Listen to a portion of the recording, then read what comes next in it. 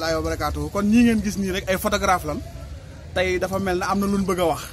kon den lu ma def leen lu dul rek bàyyi leen ak ñoom di leen laaj ak kenn ku si nekk ñoom lan la bëgg a wax kon ñu njëkke ci ki nga xam ne rek moom moo di Ousmane Diop président Sèye Ndiaye waaw borom Louga TV dëgg la waaw borom Louga ana loo may wax tey waaw ñu ngi leen nuyu ñëpp di leen ziare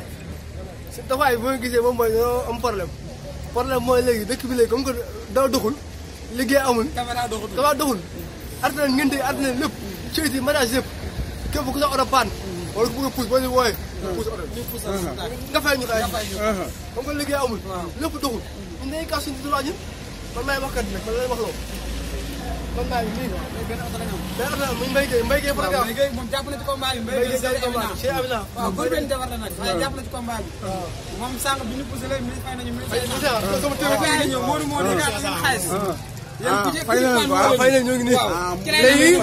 dëkk bi Amar Ndoye wax naa Amar Ndoye Amar Ndoye nag xam nga moo xëy nga wasi poussé moto bi dégg ma Tafa Ngom ca jëleeru ñëwal ci poussé oto bi Assane Labo tiré doo photo ñëwal ci poussé oto bi Fallou Ngom ñëwal ci poussé oto bi Baye Talla Diop nag li ngeen koy wax Baye Talla Diop moom dinañ ko jox lekkam moom daa mel ne mi ngi ci ma nga ne toog ci buntu Labo ba de wasalaam dëgg la tey daal maa ngi ni tey ji am naa tey ji junni am nga junni tey sama njaboot gay ma xaar kër ga comme que Macky Sall tëj na lépp mais saa dégg li feebar am moo tax comme que doo dugal kay nan liggéey pour oto antan la